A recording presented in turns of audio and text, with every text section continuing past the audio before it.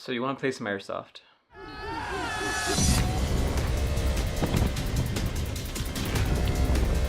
It's a UAV! They got a UAV! Shoot it down!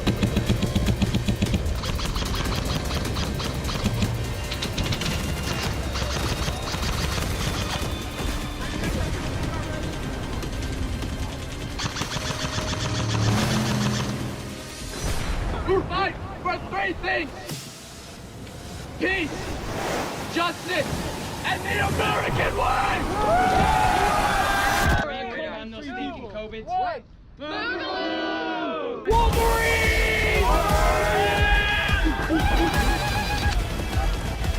Radio tower right here.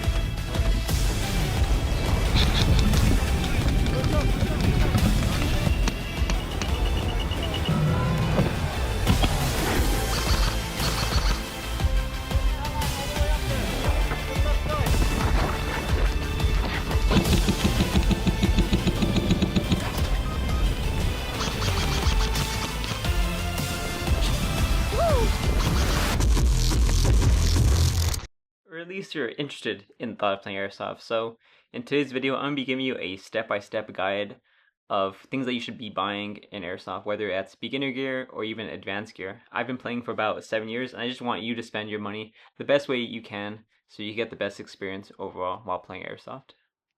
And I get it, airsoft can be very overwhelming. Even for myself, I think I started playing in 2015, 2016-ish.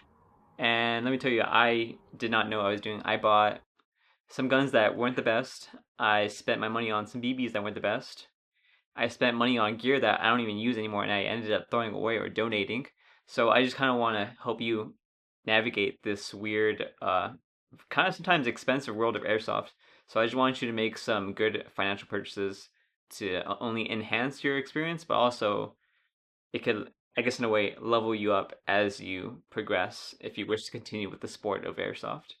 But if you don't know what airsoft is, let me give you a quick rundown of what airsoft is. Airsoft, in essence, it's best way I explain it to people that don't even know is it's like paintball, except we use 6mm plastic BBs, and sometimes we dress up in funny costumes. So this could be tactical gear, multicam.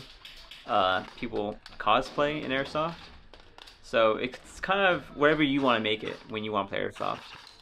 But nothing is wrong with showing up with jeans and a t-shirt. Or if you feel like you have to be one of those people, it's okay to put on that heavy, thick joggers and that puffy jacket so you won't feel any of the stings. And now, I've never played paintball, but I've heard paintball is much more worse and painful than airsoft. Airsoft, it doesn't really hurt as much, I would say, depending on how close you are, how close you get shot at. But for the most part, 8 times out of 10, it's you barely even notice that you got hit, or it just feels like somebody quickly pinched you. And many of these airsoft games could either be indoors or outdoors. I personally play in the outdoors, so it's considered milsim. But personally, I do enjoy the CQB setting as well. That's considered, I guess, like a more speed soft environment as well. So it's just different genres, different play styles. If anything, just Google airsoft fields, and you'll see what's available to you in your local area. And also, let me tell you, airsoft is very, very expensive. Only if you make it expensive. Now, I'm gonna go over some things, some basic beginner, I guess, loadout that you could have just to get your foot into the door of playing airsoft. So the most important thing when joining in airsoft is spending money on some ANSI rated eye protection. You only have one set of eyes, so you don't really want to lose them. But they could either go from really expensive or to really cheap. Now this right here that I have in my hand is the Pyramex safety goggles.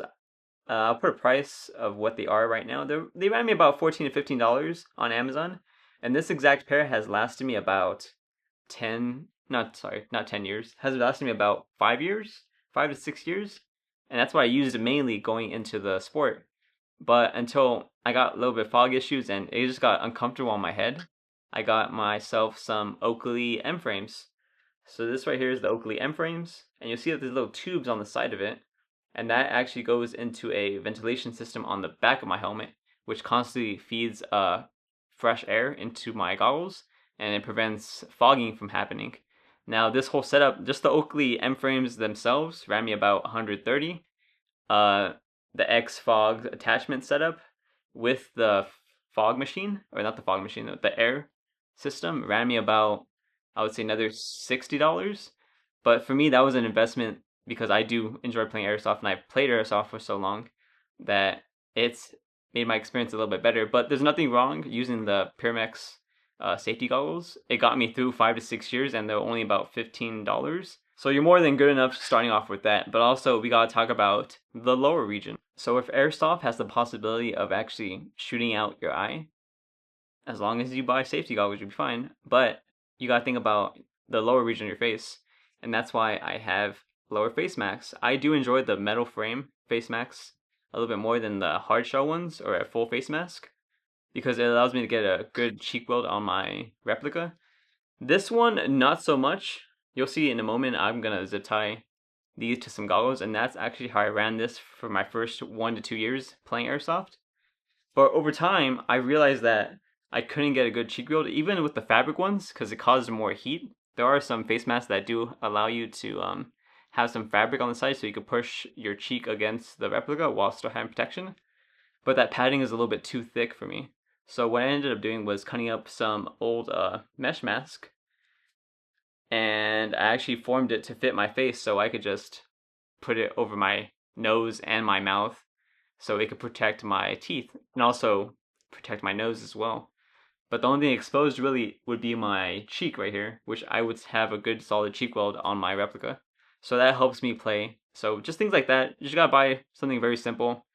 Can't be too much. So for the iPro, you're looking at $15.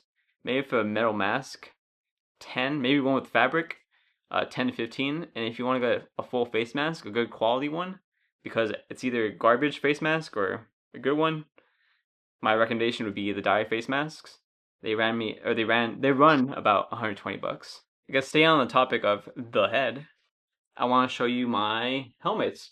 So this is the helmet that I'm running. Usually you'll see here through these little tubes. These tubes actually connect to my goggles on the bottom and feed air into it through this X-Fog system right here.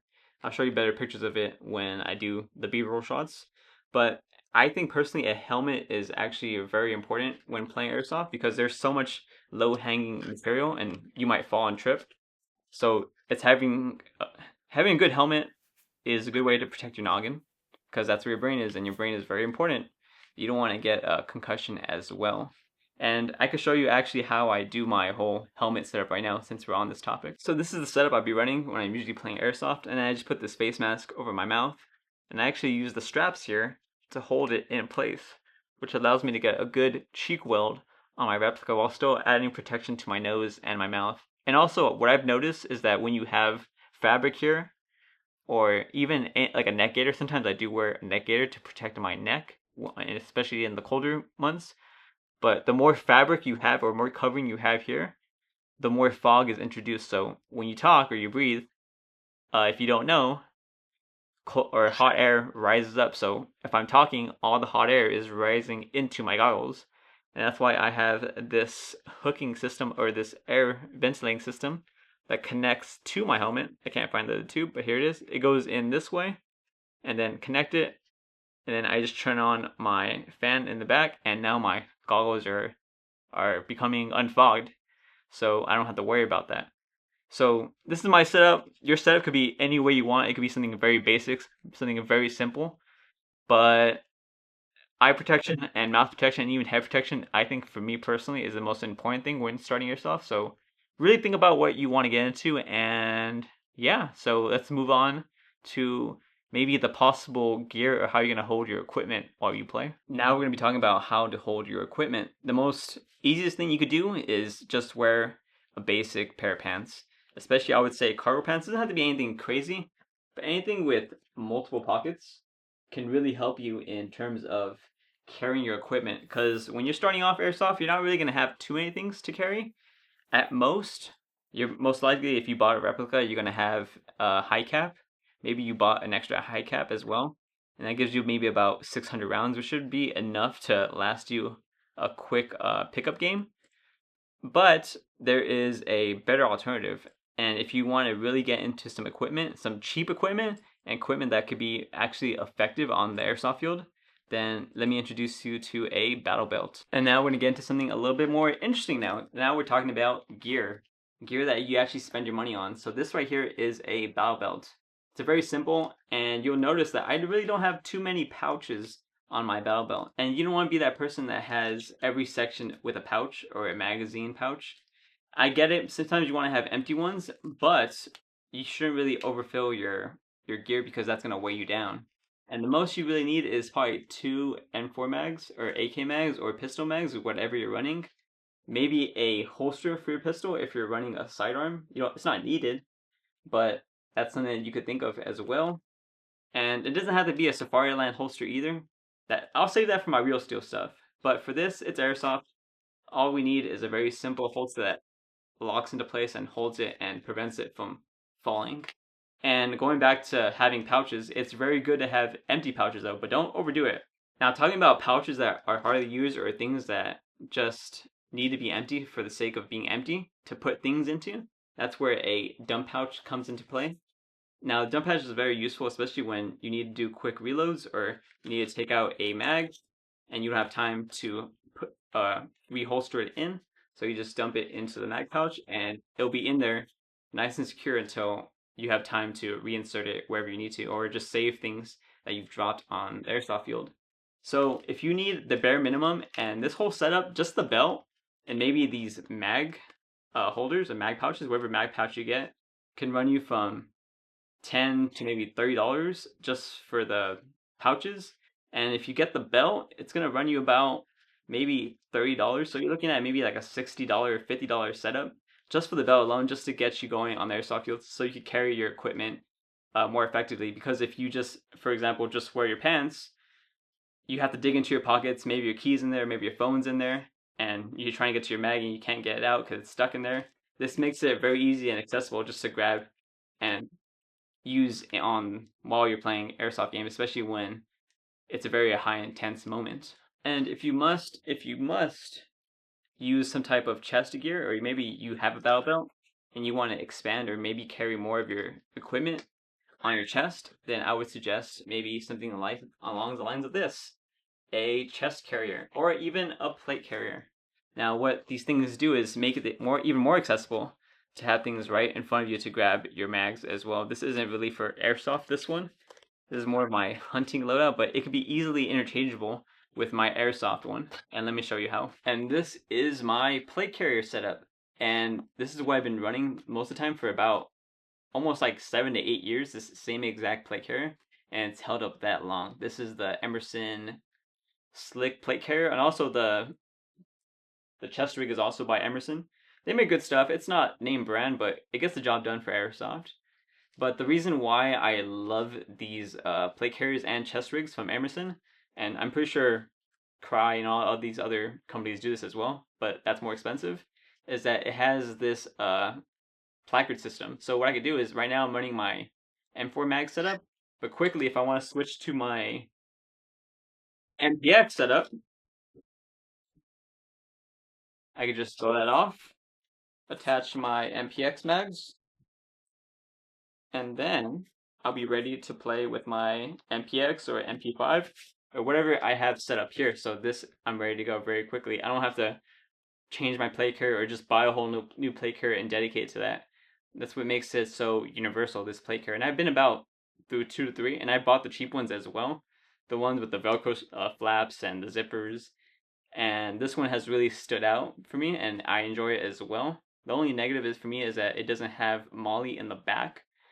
But other than that, you could always add Velcro MOLLE to it and make it have MOLLE rows, so you could put things such as this backpack here as well to carry your things. It's an empty backpack as well, so it kind of being hypocritical here, but I have it just in case I have a teammate behind me that wants to put something in it or stow something in it, so I don't have to do anything with my pockets or my pouches myself. They could just put things in the back of my backpack.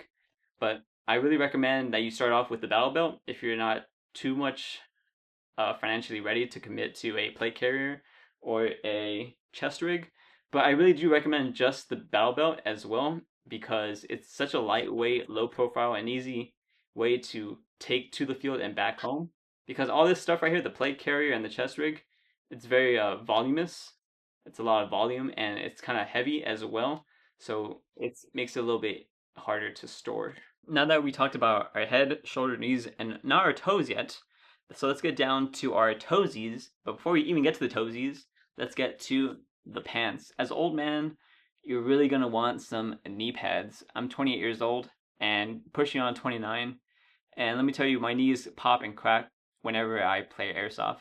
So these pants actually make it very comfortable to kneel on the ground, especially on hard surfaces, even rocks, plants, concrete.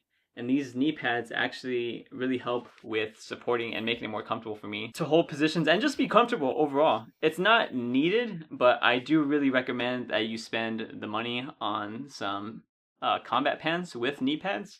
These are some Emerson knee pad pants, combat pants, and they ran me about maybe $60 to $80. But you don't really need them. You could always use the basic knee pads that just clip onto your pants or over your pants.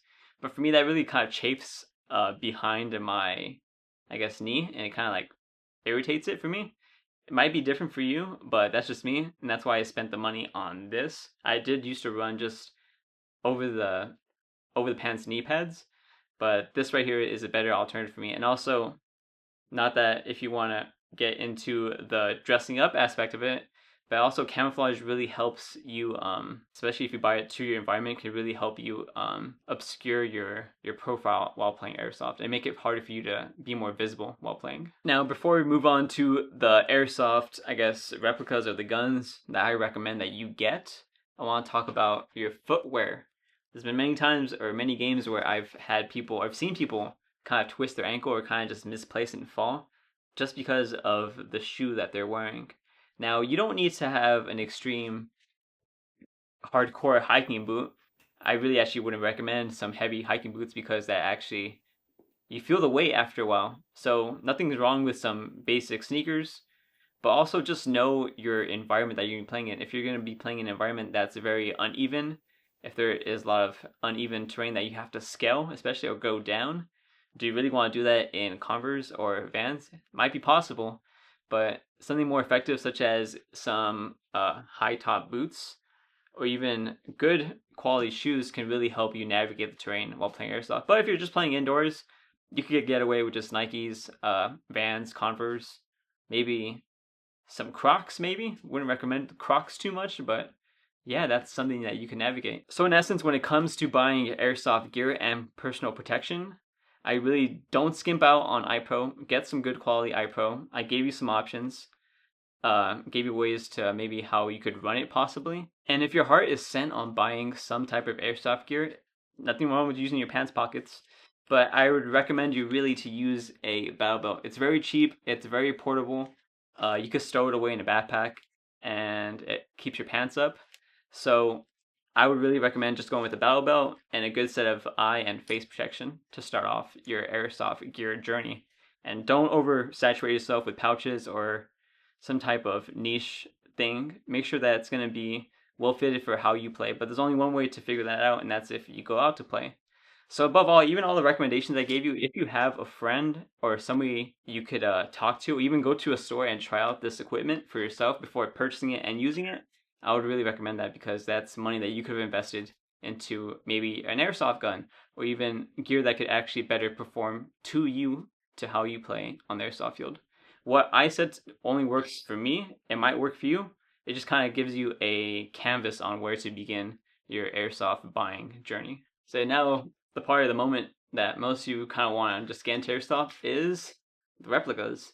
And let me tell you, over the past, 7 to 8 years that I've been playing, I've gone through so many replicas, and to be honest, I probably have a good amount, probably have around maybe 20 of them, but I only use maybe 4 to 5 of them, really. And the other ones have just been sitting in my closet where I've just tinkered with or just disassembled, trying to learn how airsoft works internally. But just from my personal experience, you just need to buy one good quality airsoft gun. Try not to skimp out too much on the airsoft replicas or the guns. Things are very cheaply made, especially in terms of airsoft. Don't be discouraged or don't look into the trademarks. Don't look at Dow Defense. Don't look at Colt. Don't look at EMG. And don't look at those little trademarks that they put on the guns to up the prices. all airsoft guns in a way are made equally, and they're all designed to break down eventually, because inside is a small little gearbox, and that gearbox is running a lot of parts very fast, so things tend to break down. So in my personal experience, in 2025, a good range to spend on an airsoft gun is about, maybe, if you get lucky, $200, $200 to $350 on an airsoft gun. And that's maybe a good quality one, not one with trademarks or is glorified with trademarks, because they really up the prices if there are trademarks. That's why I try to stay away from name brand stuff, even though I do have some Daniel Defenses and some Colts and some EMGs. I try to stay away from it because I know they're going to up the price just because of the little engravings they have on their uppers and lowers. So for this segment of the video, I'm going to be kind of glazing one company mostly. I'll give other recommendations, but I have had extreme luck with the SEMA Platinum line. Before I even got a SEMA Platinum, or even before they got released, maybe in like 2021, 2020-ish time, I would say that I ran mostly a Lancer Tactical Gen 2 and a Lancer Tactical Pro line for about maybe 4 to 5 years into my airsoft career. And after that time, I kind of outgrew it because it had maybe about 10 to 20, probably 20,000 rounds through it, and it was showing some wear and tear. But ever since I got a SEMA Platinum, it's been nothing but amazing, and I really recommend this style of gearbox on any AEG, first beginner AEG, because it's going to run flawlessly out the box. However, the first batch of the SEMA Platinum AEGs was pretty bad. The MOSFET would burn out and make the gun not shoot anymore. It would shoot even by itself. So in essence, I guess in about 2023, 24, they fixed the issue and I got a SEMA Platinum MP5. And it's run flawlessly. It has the stock MOSFET and it hasn't burned out. It hasn't malfunctioned yet.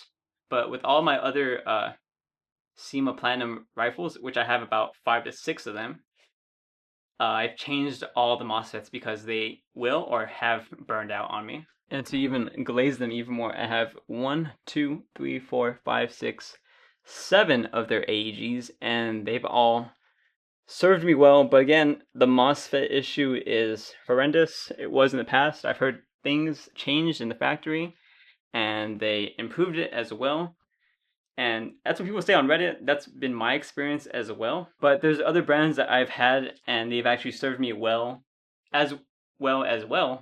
And some of those brands would be airsoft brands such as Tokyo Muri, KWA, Specna Arms, LCT, VFC, SEMA, GNG, and also Lance Tactical, which served me a good amount of time. But unfortunately, throughout my timeline, I've actually gotten rid of many of my airsoft guns, even though I have an abundance of airsoft guns and I want to get rid of some eventually. Just kind of hard, but I wish I spent more money on one tuned gun, but I wish I would have had multiple tuned up guns to perfection so I could have a backup for the backup. Because remember, airsoft eventually breaks down. Does this mean you need multiple airsoft guns when you go play? No, you don't. You just need one airsoft gun really to go out there and have fun. But in my experience, in the time that I've used airsoft guns and the paces I put them through and the conditions I put them through and how often I use them, there's been times where, while I'm playing mid-game and they just fell on me. And I don't know why, and I can't distinguish the issue right there on the field, so I just rather swap out a gun or swap out a loadout very quickly so I could just get back into the game as fast as possible. Now, whether that's gas or propane or even HPA, which I didn't mention, which is a whole different ballgame and is way more expensive, and I wouldn't recommend that for a beginner to get into it because it's a very, it's a big commitment you have to make. But if you stick to AEGs, AEGs are kind of the most budget-friendly option that you have. And for that, I recommend getting yourself a LiPo battery. And also getting a LiPo charger. Now, when these things combine, they actually give you power to put into your airsoft gun. But also when purchasing an airsoft gun, you really want to make sure that it has a Dean's connection. And Dean's connection kind of looks like this. It's usually red or orange. And what that gives you is better electrical current through the airsoft gun so it doesn't heat up as fast. And I've heard that it gives you better consistency in terms of how things operate into the gearbox. I'm not a technician or airsoft technician. I'm just talking out of my a-hole. But when talking about this battery here, it has some numbers on it. So for this one, it says 2,600 milliamps at 7.7 volts. Now, the milliamps, in essence, is kind of an estimate of how many shots you're going to get out before you have to swap out batteries or it gets low enough. So in this battery, I have about 2,600 rounds before I have to swap it out. And the 7.4 volt, that's basically the voltage that's feeding into the gun and makes it either cycle. It makes it cycle either faster or at a slower pace. So the 7.4 volt actually makes it cycle a little slower. But there are batteries such as an 11.1 volt battery that cycle the gun a little bit faster. But usually the more faster it is, the more wear and tear you're going to have on the internal parts of the gun, which means things may break down faster. But I like to use 7.4 volt, but I do also use 11.1 volt on guns that I know that can handle the abuse. And one more thing to mention is that we're going to need some ammo to feed, so if you hear the rattling, these are BBs. In this case, this is a 0.20 gram BB bottle. The most basic BB you get is the one that I recommend if you're playing outdoors, not so much. If you're playing outdoors, I would recommend something a little bit heavier. This, for example, is some 32 gram BBs. This actually helps with flight path and makes the groupings a little bit tighter, especially in the outdoor environment where there's wind, and also allows you to punch through brush. So if there's foliage like a bush or something, it helps the BB pass through the leaves and the sticks a little bit better. So if there's an enemy in there, it can actually hit them. If you're just playing indoors, you don't really have to worry about wind or even brush. So even these 0.20 gram or even 0.25 gram BBs would be more than enough. And a bottle like this runs about, for 0.20 gram, I would say about maybe $12 to $15, depending how much count you get. And for these 32 gram BBs, but for me, this bottle of 0.32 gram BBs, about 18,500 of them, ran me about $60 to $70, and for me that's worth it because I mostly play in an outdoor environment, so I don't want things such as wind or brush to affect my BB path travel. So that's why I kind of use the heavier BBs. But that's what you really need just to go out there and play. Now if you want to buy all the other stuff, go ahead, and hopefully it's a good investment in the future, but I just want to give you my point of view so you won't make the same mistakes I did. So that's pretty much it. That's a very quick guide of what is Airsoft, what things you should maybe possibly buy, what things you absolutely need, and some suggestions that I have and I wanted to give to you because I've seen many people spending the money on things that aren't really needed. They could have bought something even better to make their experience a little better. So hopefully this guide has been helpful for you, and hopefully you get into Airsoft and you stay into the community. And if so, welcome, and I'll see you guys on the next one.